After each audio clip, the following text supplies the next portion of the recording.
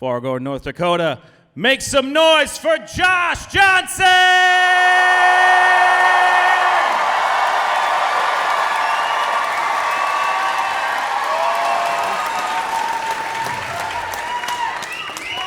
I've had doctors that really just felt like they were piecing it together as we went. You know what I mean? Like, truly. Like, one time, I don't even know what it was. I had something on my leg that was, like, concerning me, right? And so I went to the doctor, and I'm telling him about it. I'm sitting in his office, going over it, going, like, when it happened, everything, how worried I am, because I've never seen anything like this before, and how I've just been, like, feeling, like, tired all the time, so I'm wondering if it has something to do with this. And he's like, yeah. And I was like, do you want to take a look at it? He's like, yeah, we'll get to it. And then he stands up, grabs, like, all the stuff, stethoscope, stuff that he, I guess he gonna listen to it. I don't know what the plan is.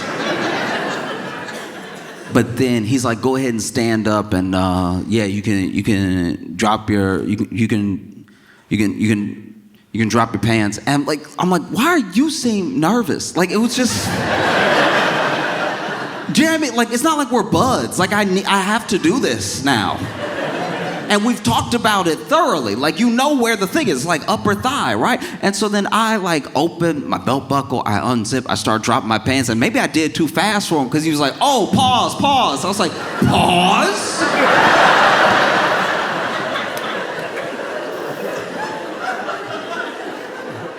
Not a doctor. Say pause. Oh. Because it's tough and it's scary because we only know a medieval amount about how to keep ourselves alive. We think we're smarter because we have more access to information, but even with that access, some people don't want the information. There are people that are straight up, like I used to think from the bottom of my heart, oh, if people just knew, if you knew better, you'd do better. I used to live by that mantra. And now I'm realizing, no, some people don't want to know. Some people would like to do exactly what they do now. Because to me, I go to a doctor because I'm like, you're a professional. The hope is that you know what's going to be going on, so I don't need to learn about what's going on while it's happening to me, because that's how you die slowly. You know what I mean? I don't want to be sitting on my deathbed like, I figured it out. And so you go to a doctor, because doctors supposed to know. But now there are people who will admit that they don't know, but they'll also be like, nah, he doesn't know either. And it's like, look, I'm not saying doctors know everything, but we, as the general public, we have a certain amount of knowledge that helps keep us alive. And the rest is other people that we've never met being like, don't eat the lettuce this week.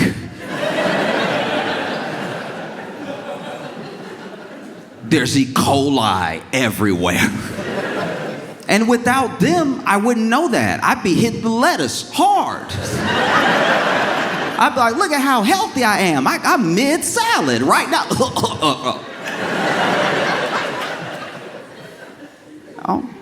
You do your best. Everyone is doing their best. Don't think that I think people aren't doing their absolute best. Even when they don't do what I agree with, even when they don't do things that I think are like common sense, people are doing their best, you know?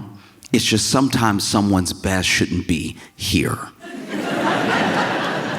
Do you know what I mean? You can have all the good intentions in the world, but if your best is like subpar, should probably get you out of there. Let you be a cheerleader.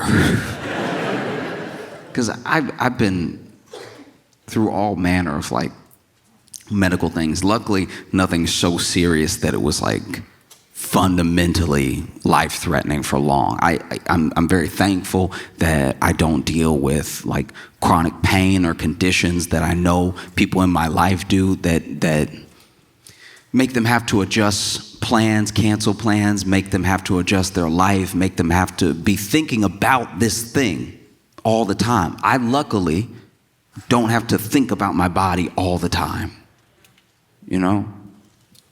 But I know a lot of people that do. I know a lot of people that depend on those experts for things that if we were going off of my knowledge, most of this room would be dead. No? I don't claim to be an expert, but I feel like there's this weird place we've gotten to where it used to be knowing something was like a big deal. Oh, ask them, they know, right? And now questioning something is as big of a deal as knowing something. And I'm not saying questions are bad. I just think that at a certain point, we need to distinguish the people who only ever ask questions from the people who actually know things. Do you know what I mean? You should ask questions. I don't want anyone to blindly follow anyone. I'm just saying that when people say do your own research, some of them haven't researched. Research is boring. If you weren't bored during your research, if you just strung a marathon of documentaries on YouTube together, I bet you that wasn't research though. I'm not even saying everything you learned was wrong. I'm just saying like research usually takes time, takes years of your life, takes dedicated study and attention. Real research, knowing something, you have to give something to know something. It takes nothing to just pick things apart until you confuse everyone. Do you know what I mean? And so I said all that because I've made mistakes in my life. I didn't know the difference between the emergency room and urgent care. I wish that they give one of them a less immediate name.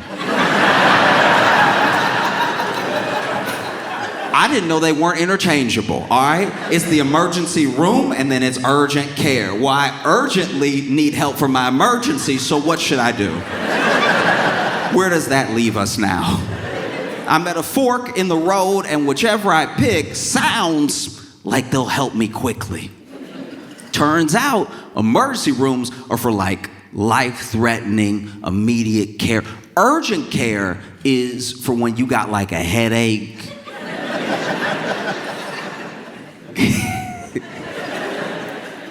Urgent care, look, and this is not to disparage anyone that works in any place. It's just that urgent care stories, I know people who work in urgent care, and I know people who work in emergency rooms, and the emergency room stories, I should have known to go to the emergency room if it was more serious, because the emergency stories are so much more horrific in nature than the urgent care stories. Like, the urgent care stories are like, yeah, this dude came in and he was filling out his paperwork, but his nose is bleeding the whole time. Kind of got all over the paper. And then he handed it back to me and I was like, ugh.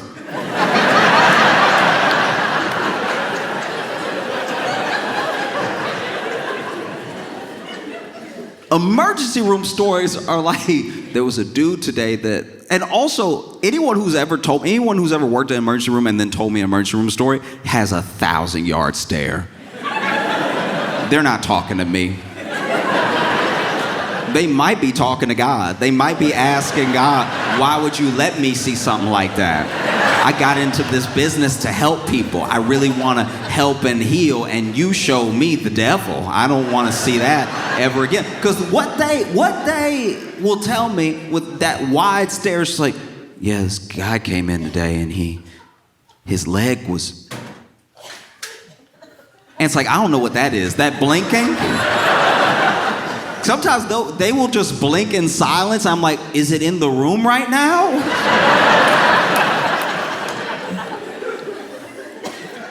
This guy came in today and his leg was in his chest.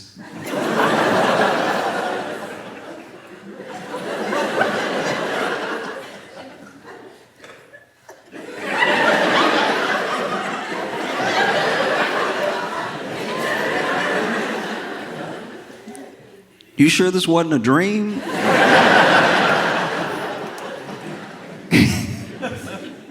No. Like I went to urgent care one time and genuinely was sicker than when I walked in. When I left, I walked to the urgent care and I had an appointment, and which is odd because I thought you were supposed to just run up in there, but get to urgent care. I had my appointment, and the person at the front, look, God bless them, truly. I know they were just doing their best, but they could not stop sneezing and coughing openly. And so I was like, oh, like I'm backing away from the I'm like, yeah, so do you want me to just go right over there? Do you want me to just walk around you and go back there? He's like, oh, the doctor's not ready yet. I was like,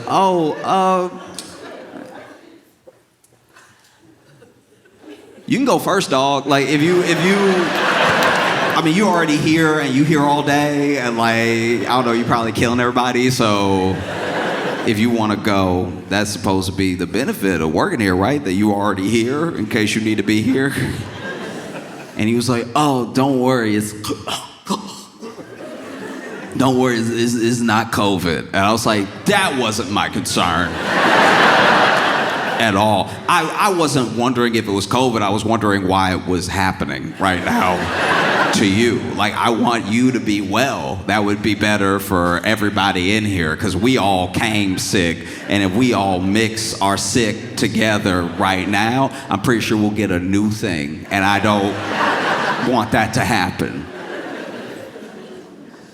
No, and then my man sent me back so the doctor could cough in my mouth. Everybody had it, whatever it was, everybody had it. But now, when you go to the emergency room, let's say that's closer than urgent care, and you're like, you know what, I'll just go right now. And then you get in there, and even if you have a terrible migraine, when you look around an emergency room, it does make you self-conscious about your sickness. The same way where you like go to the gym for the first time in 8 years and you looking around at all the people who are like already swole. When you get to an emergency room and you're not that sick and then you just see people holding bullet wounds closed, you're like, you can go before me if you want. Like, I'm...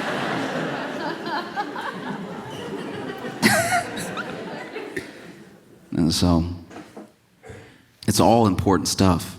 It's hard for us to stay healthy because it's already hard for us to live. You have to do everything that it takes to like have a life, keep people alive if you've made people, and be healthy. And I don't know, maybe it's just the way that we work as a country, but we're so back and forth and 100% all the time.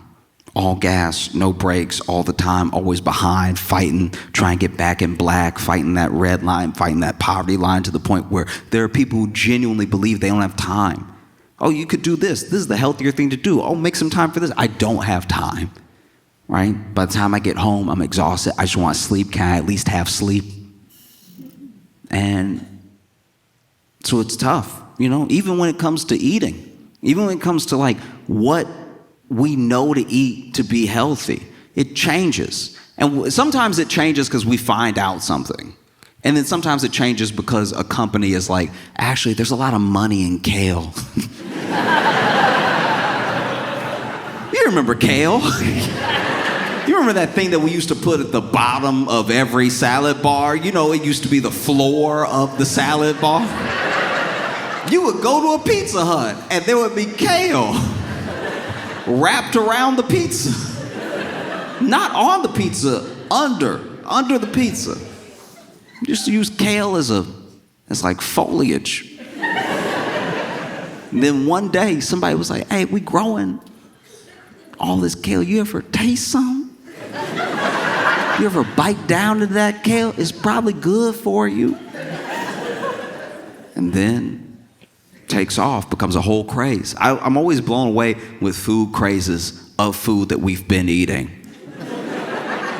We've all been alive for a while now, but every year there will be some superfood that's a food we were already aware of. Remember when avocados had their day? Remember when avocado was like, have you no, your skin. And there's vitamins that it's so good for you, your skin. Do you want more skin? Your skin. It's so good for your skin. You'll have extra skin under your skin. You'll be so healthy. You remember coconut oil. There was a year where coconut oil could do no wrong. They were like, no, put it on your skin. Lather yourself up at night. You'll just be so moisturized. Put in your hair. It'll get all the dirty stuff out of your hair. It'll clear out your pores in the hair and everything. Get the hair follicle all nice and juicy and stuff. Eat it. Cook with it. It's so good. It'll be good it'll fix your skin from the inside. It'll be delicious and it'll be like all of your organs have new skin. And then somebody else came out with a study that was like, oh, actually don't do any of that. Like it's actually gonna fully clog your pores. It's gonna clog the pores of your hair. And if you eat it, it's gonna be like a little too loose in your heart while your heart's trying to pump blood. I don't know what they said, but they turned on it in a day. And you would think that all this stuff is happening because we're finding out all these things. But what's really happening is all of these narratives are competing at the same time. There are people who have a vested interest in you eating as much meat as possible. And then there are people who have a vested interest in you eating no meat at all. And I don't even mean on a political front. I'm not even talking about environmentalists versus like vegans versus people who have money in Big Cow. I'm talking about genuinely there are people who believe, for whatever reasons they've come to, that they've concluded that they believe this thing is good for you, this thing is bad for you, and then they put it out into the world. And because we have the internet, you could look up anything, and anything is as good for you as it is bad for you. And that is scary when you know what a medieval amount to keep yourself alive. I'm not claiming to be smarter than anybody, and I try to listen to experts, and I try to do my quote-unquote own research. It's a lot of reading. It's pretty boring. That's why I feel like I'm doing the right thing.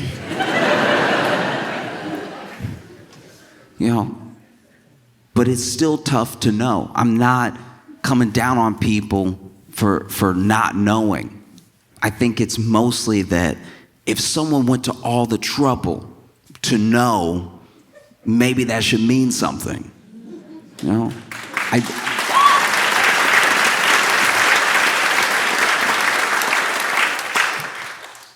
I say this because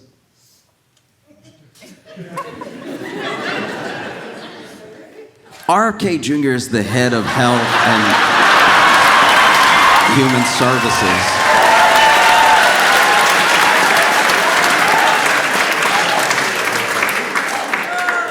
And if you're not familiar with RFK Jr., he has a very specific sound, very specific way of speaking and thinking, and he's on a real health kick as a whole personality, all right? And it's unfortunate that so much of that is what feels like riddled with internet. I've never seen someone so interested in health and the science of health without just getting into the science of health.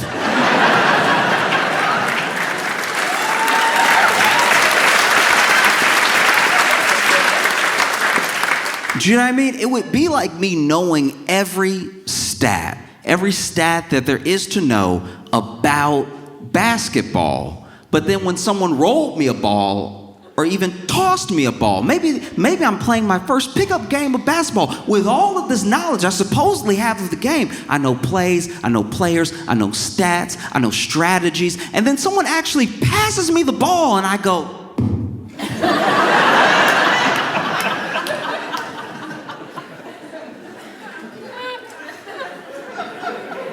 There are things that RFK Jr. has said and done.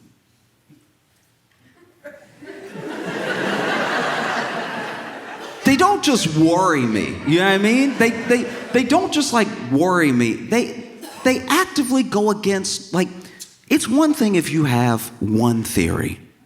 I let everybody be subversive about like one thing to me, because I'm like, all right, you might be right about this thing, who knows, let's investigate, right? When you have 90,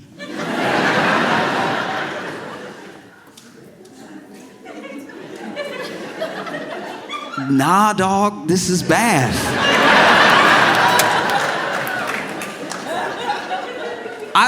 I don't even like repeating some of the things that he said, because it makes it, if I repeat it, I sound like I think it, because it takes me so long to explain what he thought that I sound like I think it too, and I would rather not.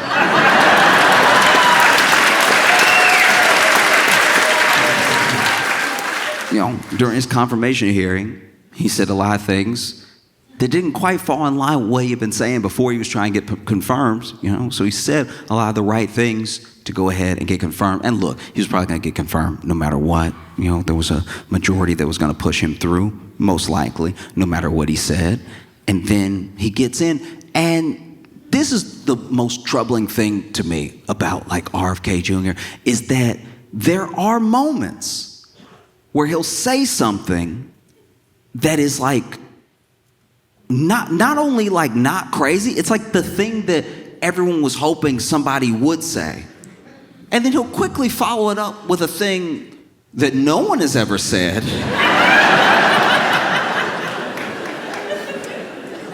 And you're like, oh, you had us for like a half second. You know, like, because RFK Jr. has talked about like trying to remove all the dyes out of the foods, like out of the candies and out of the like crackers, all the stuff like that, out of the chips. It's like, that's actually a good thing. That would be good. Everyone else already removed it. Like, these companies may be international, but when you go to Europe, it's a different chip. That's not, they don't, and that's specifically because Europe was like, we don't do that to our people. So you should, if you want to be here, you can change it, but you have to change it. It can't just be whatever you want it to be, right? And so when RFK Jr. says, like, I'm trying to get all these additives out of the food, all these dyes, all these things, it's like, oh, wow, that's great. That I like that. And then he's like, and we need a registry for autism. And you're like, oh!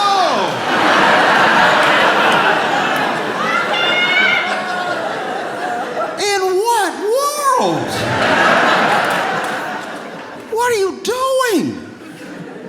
It's so deeply frustrating, you know? Because it's like that, the whole thing,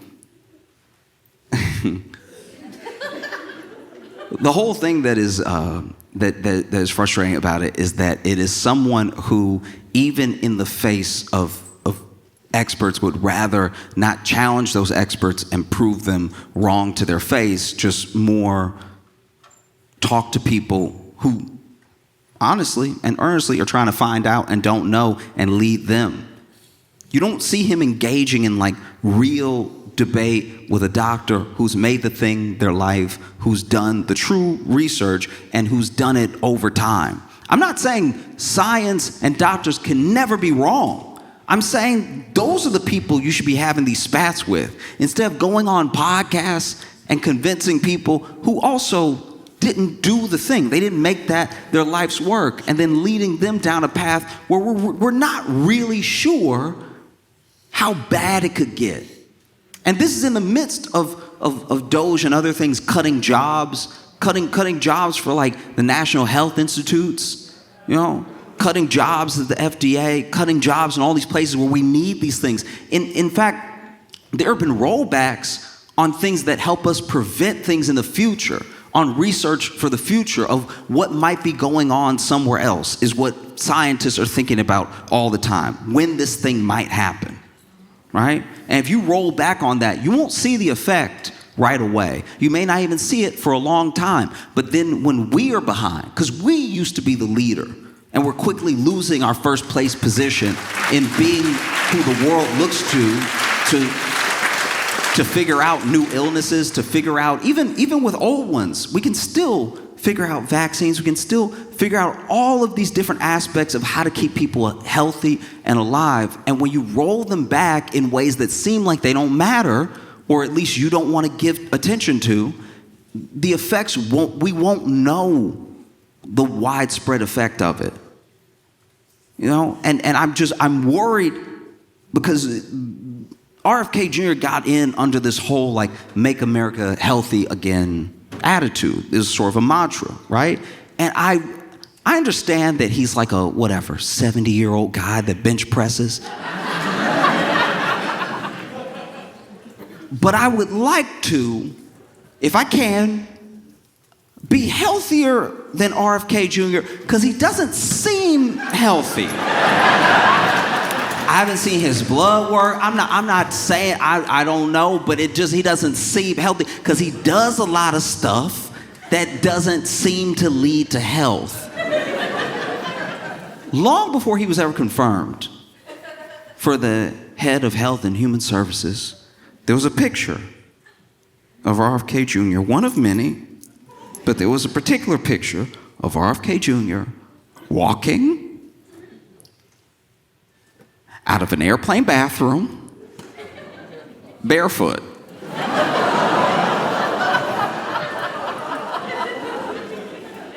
And when I saw it, I rebuked the picture. I was like, that will not be in my life. No, thank you.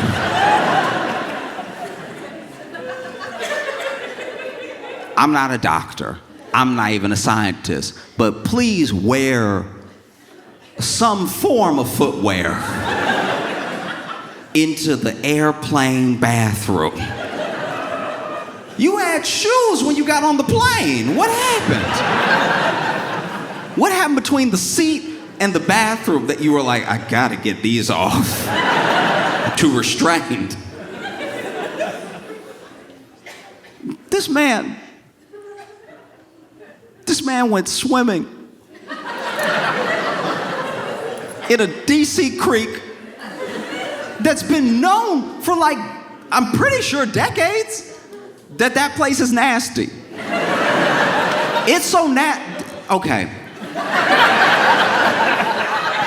It's so nasty that the place is nasty. It's so nasty that they have a sign saying, "We nasty. Don't swim here, it's nasty." And sure, it's like this flowing creek and everything, but it's been known for a long time that sewage leaks into that creek. And he hopped in with the same feet that he walked out of that airplane bathroom with, hopped in feet first, probably didn't even dip his toe in, was like, yeah, swimming in the creek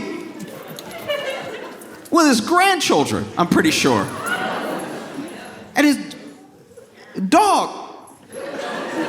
You're the head of Health and Human Services. Do us the service of being a healthy human. This is so crazy that we're watching you. It would be like watching the Secretary of Defense play Russian roulette. It's like, so you're not gonna be here long then. Why would you do that? Don't do that. We want you to be alive. It's so frustrating. Man has a congressional hearing where they're asking him about his belief. They're asking him about things that he said since he's been confirmed and stuff. And this man basically says, don't take medical advice from me.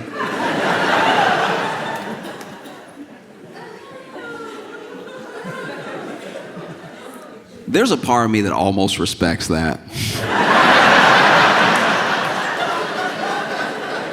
There's a part of me that almost respects that. Let me tell you why. Because I have been an hourly worker several times in my life. I've had lots of odd jobs that pay by the hour. I've had lots of I won't call them corporate, but just established corporation jobs that pay by the hour. And the problem with hourly work, whether you're talking about me or anyone I've ever interacted with, especially from a customer service perspective, the problem with hourly work is I'm not sure if we're meeting at the hour you care about this job. I may have caught you at a bad time at work. There's 4 types of hourly workers. There are the hourly workers who are like, they start off great, especially when we're talking customer service. You start off great. I was here. You start off great. You clock in, you got a good attitude, you're ready to go. Nothing's happened yet. And then, a few hours into dealing with the public, you have been beat down to a place of which you're not sure you can recover. And you're thinking about how this is Monday. So, my life, Then there's an hourly worker that really starts to perk up the last 2 hours of shift. They're almost home. They're almost out of here. They're smiling at you because they almost don't have to see you. We're almost through with each other. I'm so close. Let's bring it home strong. Then there's the hourly worker that genuinely loves their job. Then there's the hourly worker who hates their job so much that from clock in to clock out, they are here to make sure that you hate their job too. Right? And at different points in my life, I've been a couple of these different workers, Sometimes I had a job where I could clock in and then I was good attitude, good everything. And then people just, whether they're impatient or they're rude or they're nasty, they just beat you down and you try to not let the last interaction affect the next interaction. But after a while, you just get to the point where you just got that face, that almost like a 1,000-yard stare. And you're trying to do your job, but you just want to be like, and his leg was in his chest.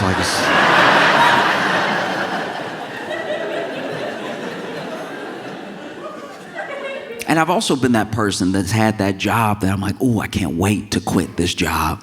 I can't wait to get out of here. And you know what? The closest thing to quitting this job is clocking out of this job. I love clocking out so much. Sometimes I do it twice. I love clocking out. It's my favorite thing. Sometimes I actually worked a couple different jobs where back in the day you actually had the timesheet that did the and then shot the paper back up, and that was extra fun. I would watch it. I'd watch it in slow motion in my mind. I'd be like, yep, zip, zip, and zip, zip, and look at you marked and ready to go. I'm out of here. I'm leaving forever, just tonight, but forever. And then, admittedly, I did have jobs that I really loved. I really enjoyed clocking in and having a great time with my coworkers, and I enjoyed the job that I was doing. And even if it was like something to do with the public, you have your jerks once in a while, but for the most part, it was phenomenal. And I got great experiences out of it, and I'd clock out, I'd go home, I'd start again the next day. And then I had jobs where I was like, oh, okay. I don't want anybody to hate their life, but they're gonna know I hate mine.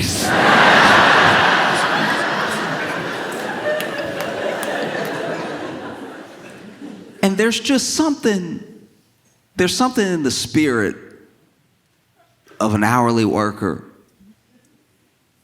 that's in the middle of doing their job that's like, oh, don't do what I do. That is what I heard at that hearing. Guys, don't follow my advice. I don't know.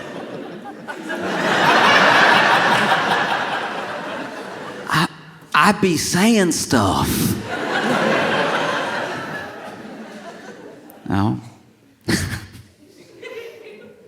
No, it's tough because it's hard to know that everyone has different levels of access and different levels of knowledge on how to keep ourselves healthy. And when you have things getting rolled back, like EPA regulations, FDA regulations, when you have people looking out less and less for the quality of drinking water, when you have people looking out less and less for what the next potential virus might be, you get yourself into some real trouble.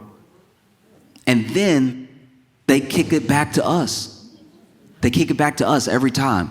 They roll that thing back. They fire those people. Those people who, I'm not going to say every single person loved their job, but they roll things back to the point where now more people have more burden on them and less support to try to get us to where we need to be, at least on a basic level of health. And they're like, but it's up to you. You know, Dr. Oz came on and he was like, the best way to be healthy is to be healthy.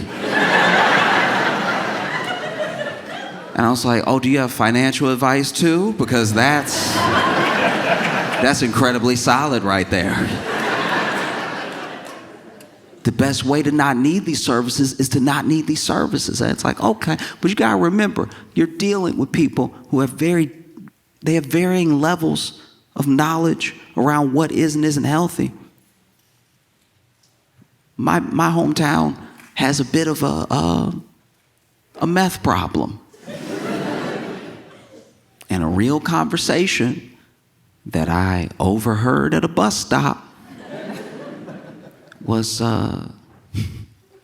no, they getting on to me and on to me and on to me because I'm smoking meth. But it's not like it's crystal meth.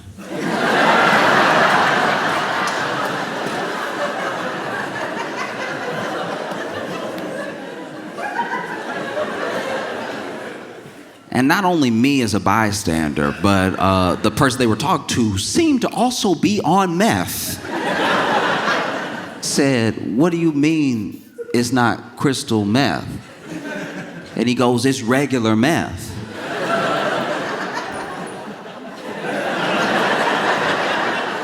And so then the other person on meth was like, no, it's all meth.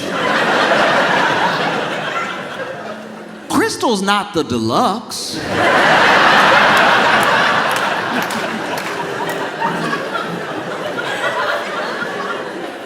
It's not like Crystal Pepsi, you know what I mean? It's all generally meth.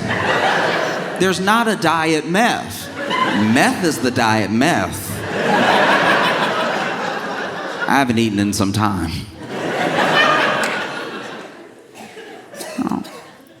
Because we are a huge country. And it's when you travel, you realize how big this country really is. And it's a lot of people to try to keep healthy, try to make healthy, you know? And so you want people of the absolute highest caliber, knowledge and character to be in positions that affect your health. And I just don't think RFK Jr. is that, you know? And there's all these things.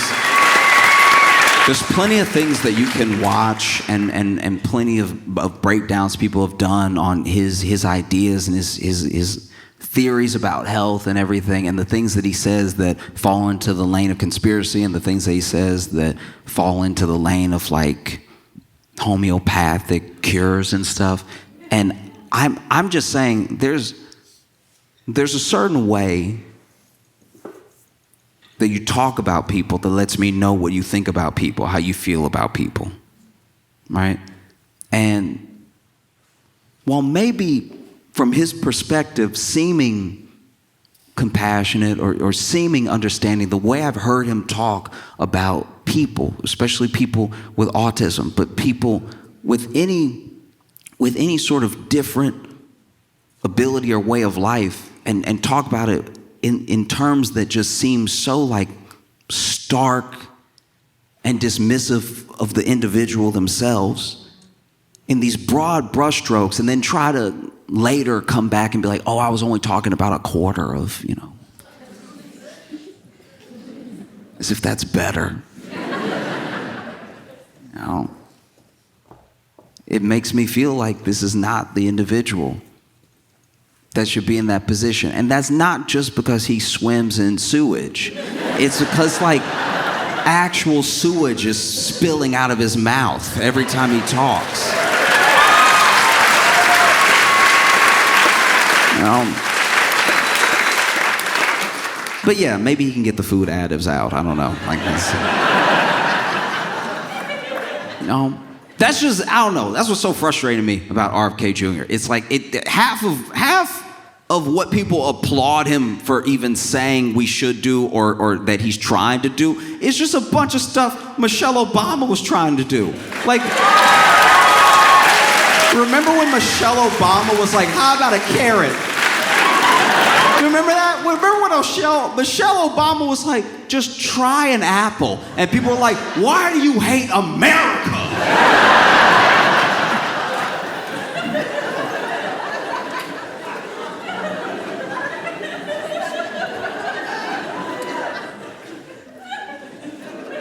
No, it's super frustrating.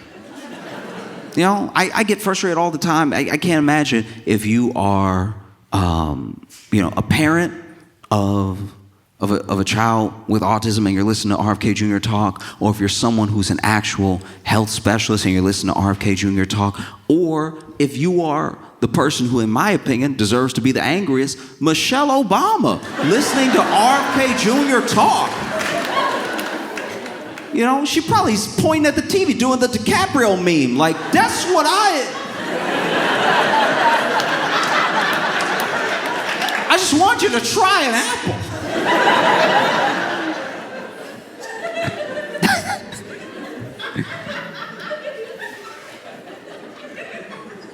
You know, that's my thing. That's really where we screwed up. You know, we do all this stuff when it comes to healthcare to make it inaccessible, right? So there's all these things that you have these premiums, you have these deductibles, you have all these different things that we understand are to keep us away from the healthcare. But then when it comes to the vaccines, when it comes to, you know, the treatments, I think we're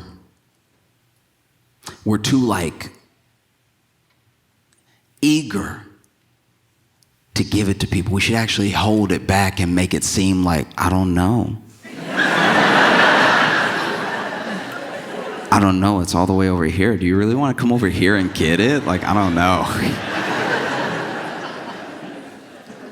You know, because I had a conversation with a friend that enlightened me a little bit in kind of that route of thinking. He was a new parent, and he was like, look, I'm not a doctor. I recognize that I don't know the science or anything, but I'm seeing all this stuff on social and on TV about like giving my kids vaccines, but I'm also talking to my doctor who's telling me to give my kids vaccines, and he's like, I don't know what to do, and I'm really scared about what I should do, right? And I was like, okay, like I hear what you're saying. And then he said, I just feel horrible if I gave my kid something and it made them sick or sicker. And I was like, okay, I understand what you're saying. And then I asked him, I was like, let's just go back in time for a second and just pretend that the vaccine that the doctor's trying to give you just doesn't even exist. And your kid was sick. Would you want it then? Do you know what I mean? And I'm not saying that as some sort of got you. I'm saying that when we're sick, we go to the hospital. When you're sick or someone you love is sick, you want a doctor immediately. All this like just asking questions, going back and forth, trying to dunk on doctors, trying to dunk on experts. It's always done from a place of like actually being okay right now. When you're actually in a hospital bed, you're like, do whatever. I'm coughing up blood.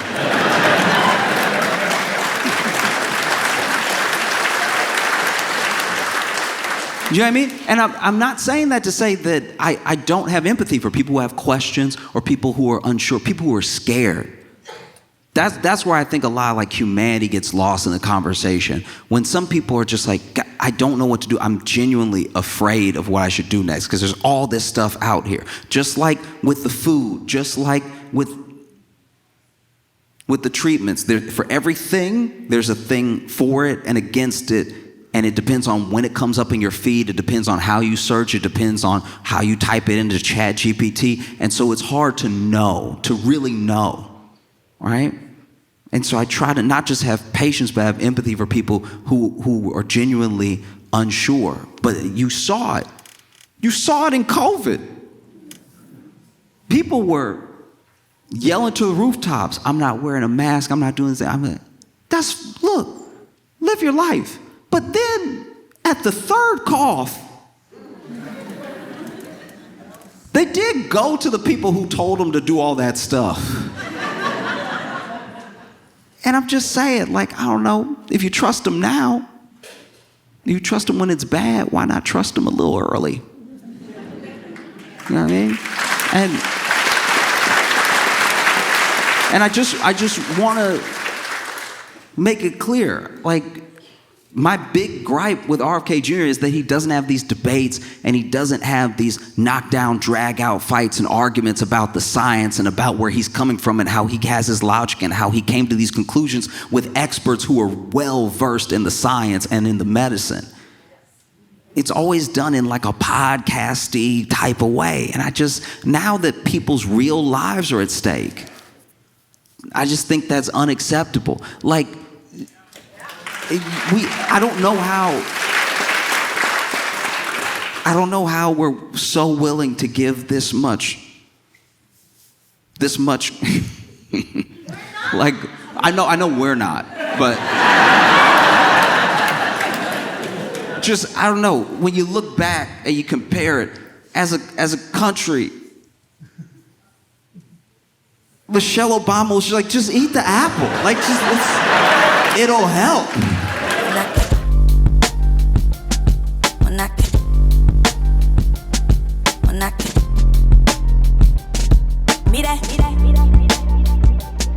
When I